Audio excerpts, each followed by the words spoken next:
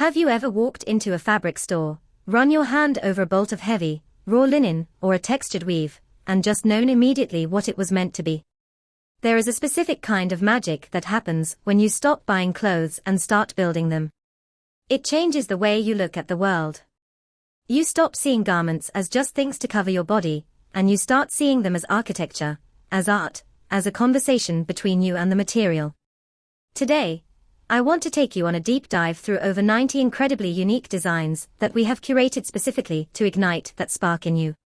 We are moving away from the fast, the cheap, and the disposable. Instead, we are looking at designs that breathe, styles that tell a story, and silhouettes that make you feel like the main character in your own life. Whether you are a fashion student analyzing the drape of a bias cut, or a sewing enthusiast looking for that next challenge to put under your presser foot, you are in the right place. So, grab a cup of tea, maybe your sketchbook, and let's talk about the art of slow fashion. First, we have to talk about the absolute explosion of creativity we are seeing in the realm of patchwork and deconstruction. I know, for a long time, the word patchwork brought to mind old quilts, or something a bit too crafty, but look at what is happening on your screen right now. This is high fashion. This is art. We are seeing a renaissance of upcycling that is completely redefining luxury. What I love about this aesthetic is the intentionality behind it. It is about color theory and juxtaposition. Look at how these designers are taking scraps, pieces that would otherwise be waste, and creating a mosaic that is more beautiful than the sum of its parts. Notice the color blocking here. It is not random. It is a carefully curated palette of earth tones mixed with unexpected pops of indigo or mustard. When you are planning your next project, think about this concept of zero waste design not as a limitation, but as a design challenge. How can you take a heavy denim and pair it with a soft, floating cotton? The contrast in weight creates this incredible structural integrity in the garment. It holds its shape, yet it moves. And speaking of movement, look at the raw hems on these pieces. We are conditioned to think that everything needs to be serged and perfectly finished, but there is a profound beauty in the fray, in letting the fabric reveal its grain. It adds a level of texture and history to the dress, making it feel lived in and loved from the moment you put it on. This brings me to the second major theme we are exploring today, which is the obsession with texture. In a world of synthetic, shiny polyesters, there is something so grounding about returning to the source. We are seeing a lot of linen, hemp, and raw cotton in these clips. You can almost feel the weave just by looking at it, can't you? The beauty of working with these natural fibers is in their behavior. Linen, for example, is stubborn. It has a mind of its own. It wrinkles, it softens, it remembers the shape of your body. As you watch these flowy, bohemian silhouettes, pay attention to how the fabric interacts with the light. The matte finish of a stone-washed linen absorbs the light, making the colors look deeper, richer, and more velvety. If you are sewing a summer dress, consider the weight of your fabric.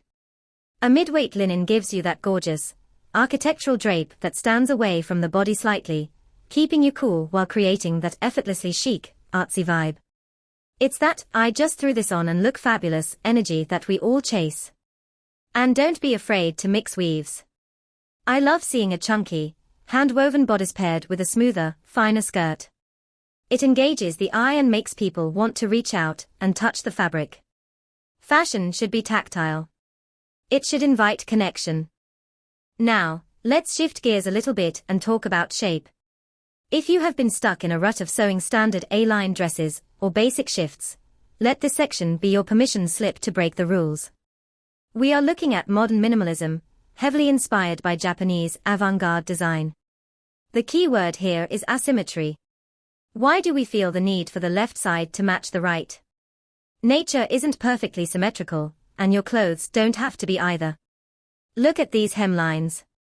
The way they dip and rise creates a dynamic line that draws the eye across the body. An asymmetric hemline adds instant drama and movement, even when you are standing still. It lengthens the leg, it adds a swing to your step, and frankly, it is just so much more interesting to draft. If you are drafting your own patterns, try slashing and spreading your skirt block to create irregular volume. Or, play with the bias. Cutting on the bias, that is, at a 45-degree angle to the grain, allows the fabric to stretch and mold to the body like liquid.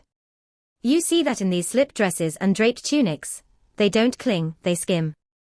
It is the difference between a garment that fits and a garment that flatters. I also want you to notice the layering here. This isn't just about putting a coat over a dress. It is about integrated layering. Apron-style overlays, detached pockets, and floating panels. These elements add depth and complexity. It turns a simple dress into an ensemble. It's very practical, too. Deep, oversized patch pockets aren't just a design feature, they are a lifestyle choice. We need pockets.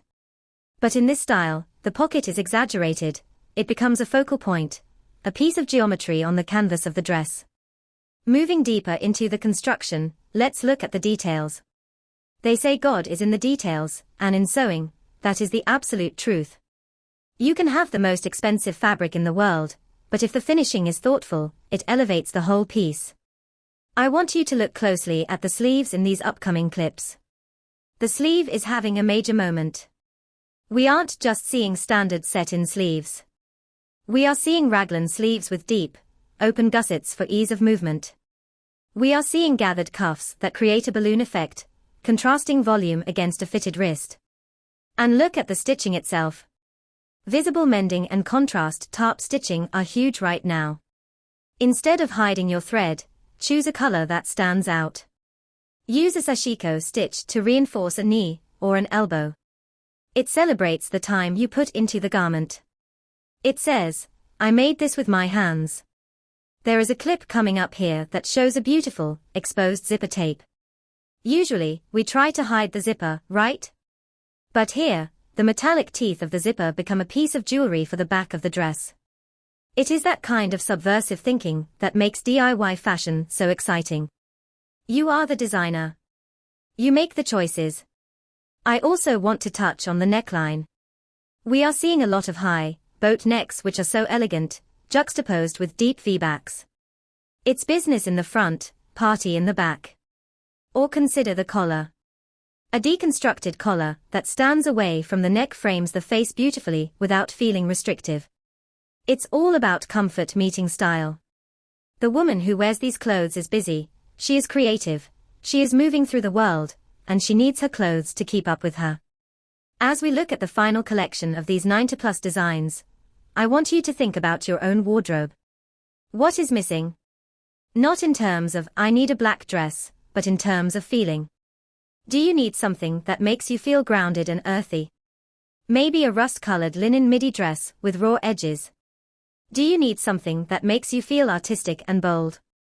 Maybe a color-blocked tunic with an asymmetric hem. The beauty of sewing is that you don't have to wait for a brand to guess what you want. You can manifest it. You can drape fabric on a dress form, or even on yourself, and see what happens. Twist it, pin it, cut it. Don't be afraid to make mistakes. Some of the best design elements, like a gathered tuck or a raw edge, often come from fixing a mistake. That is the spirit of upcycling and slow fashion. It is forgiving. It is organic. I hope these clips have flooded your brain with ideas. I know my mind is racing with combinations of textures and cuts I want to try. Remember, fashion is a language, and when you sew, you are expanding your vocabulary. You are learning to speak more clearly about who you are.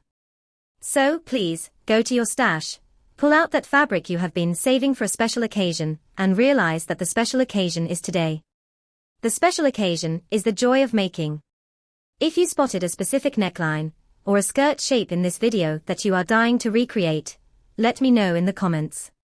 I love hearing what catches your eye. And if you are new here, join our community of makers. We are all just figuring it out, one stitch at a time, celebrating the beauty of the handmade. Thank you so much for watching, and for appreciating the art of the dress. Now, go create something beautiful.